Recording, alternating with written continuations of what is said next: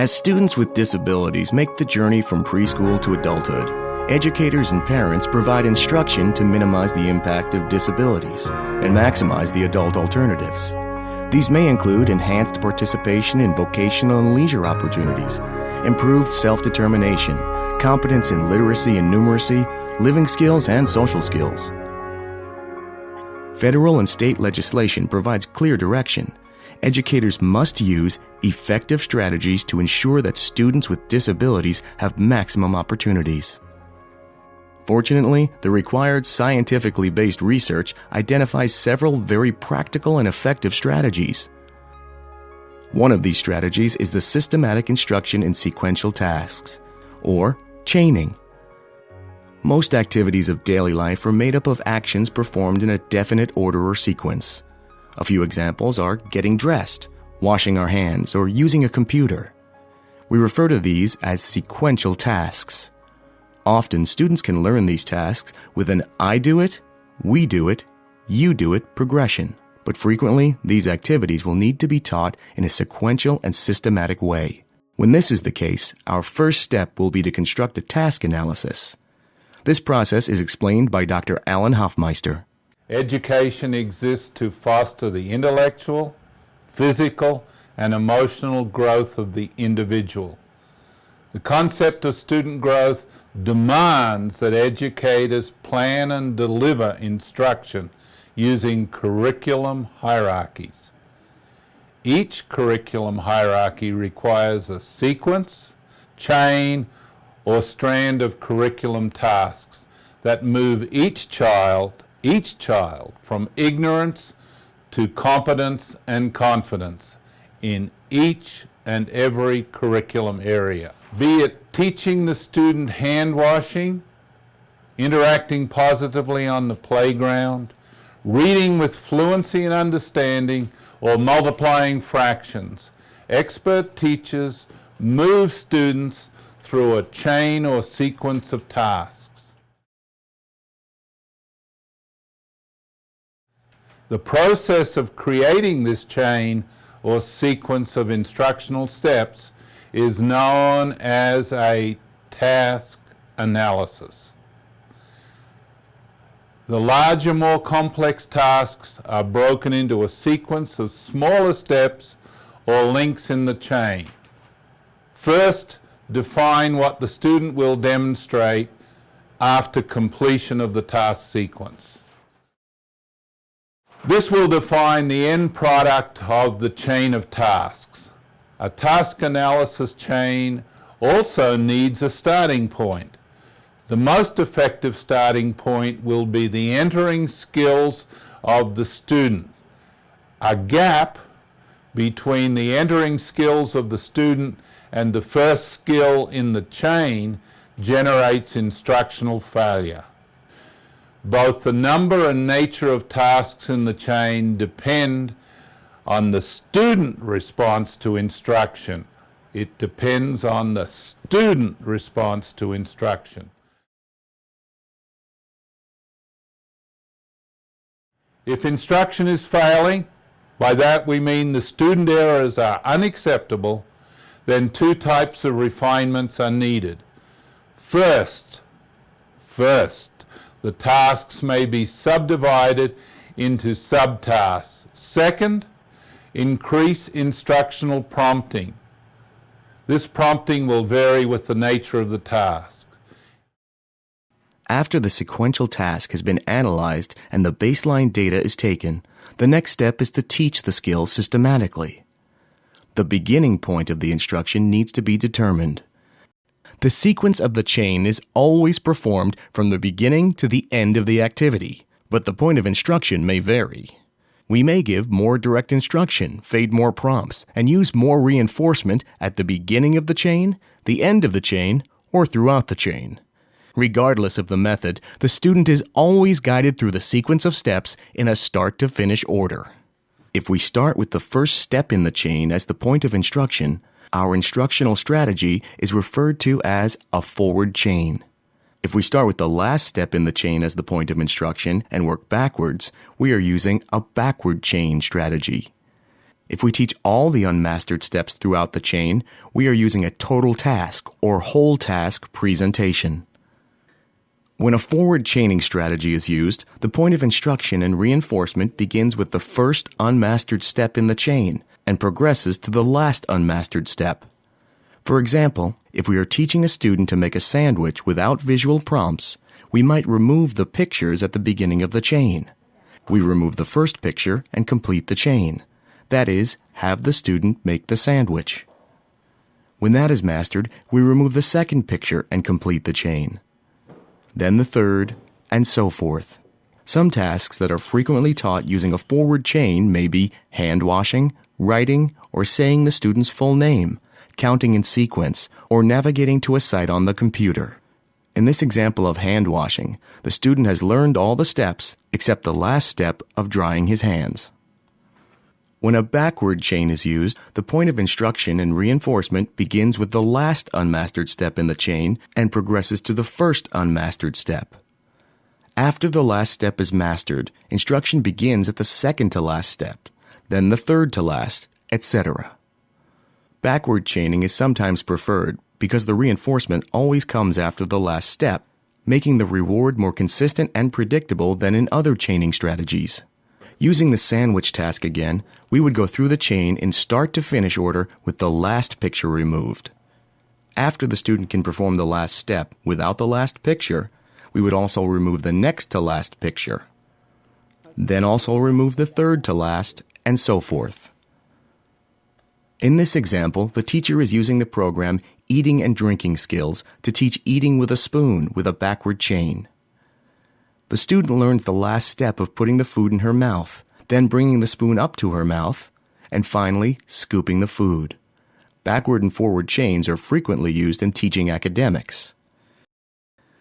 In a total task or whole task presentation of a chained task, all or many of the unmastered steps in the chain may be taught simultaneously as compared to the one step at a time procedure used in forward and backward chaining.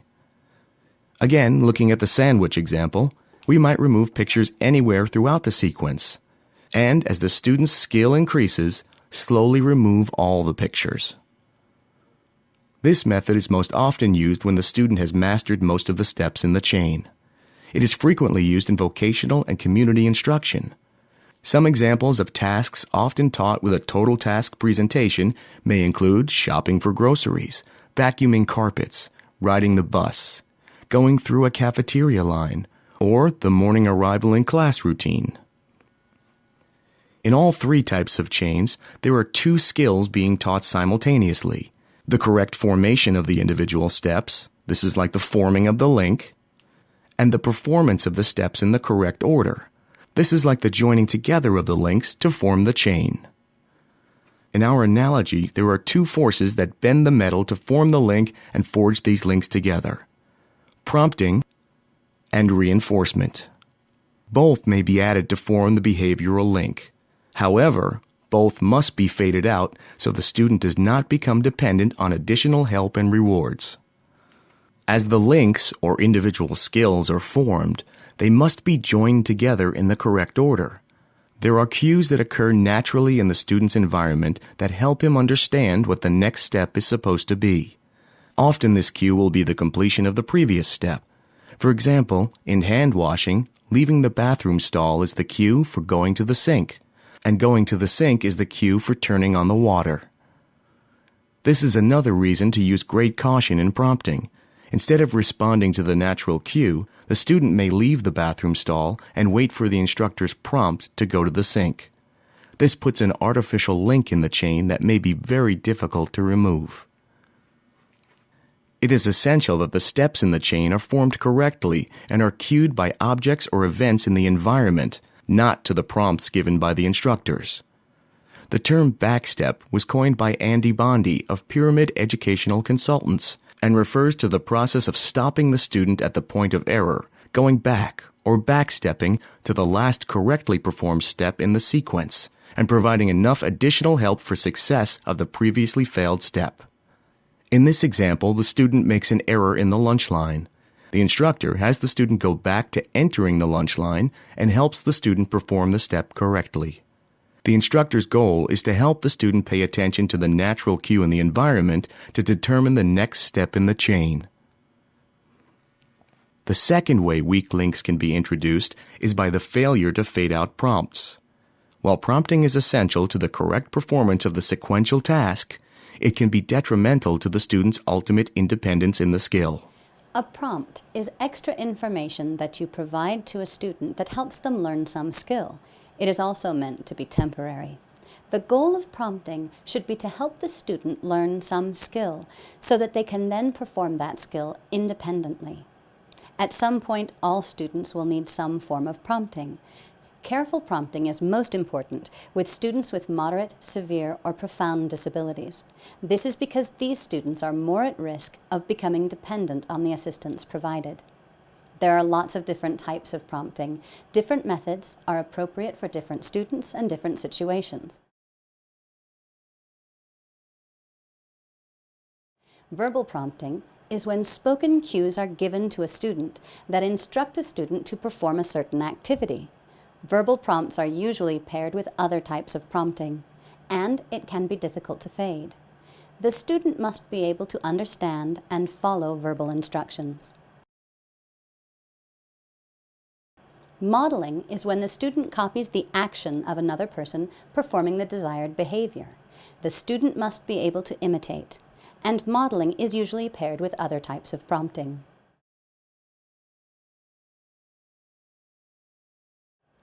Manual guidance is physical prompting from another person. It is most effective when the prompter cues the learner from behind. Types of manual guidance include hand over hand, forearm, and shoulder. It can be used in the absence of other styles of prompting, and it is the easiest to fade. Gestural prompting is usually used in combination with other types of prompting.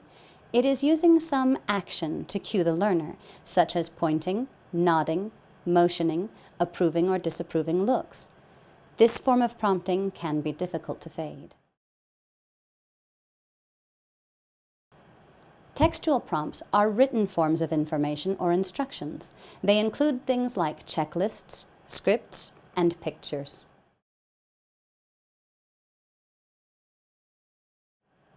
Spatial prompting is arranging the materials to highlight the correct response. An example in the classroom might be saying to a student to get out your blue folder, and the blue folder is on top of the other materials inside the student's desk. When choosing the right prompt, there are several things to consider. The teacher must think about the environment and the type of learner that the student is. It is important to not only think the process through, but to write the process down on paper. Writing it down will facilitate several important things.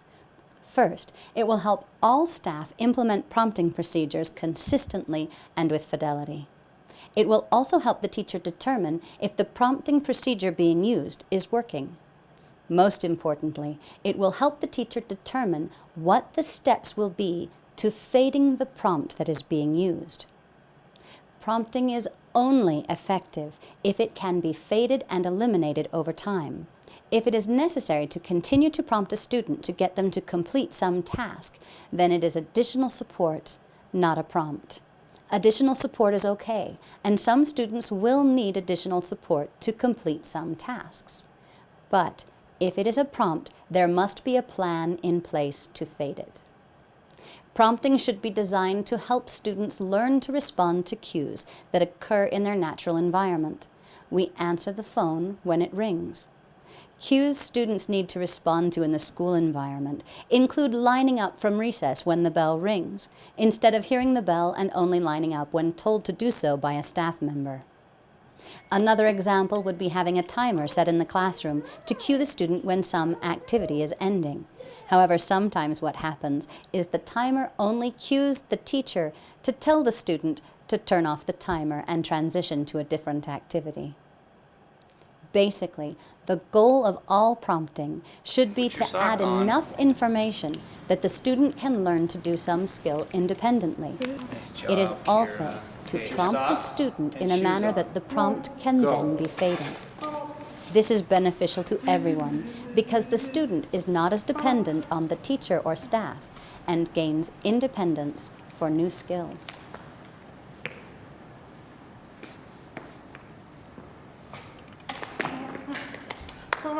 We can make a dramatic difference in the lives of our students. With long-range planning, increased expectations, research-based effective practices, data-driven decision-making, collaboration, and the use of the problem-solving process, our students with significant disabilities will be able to participate in the broader society, and our communities will, in turn, be enhanced by their presence and contributions.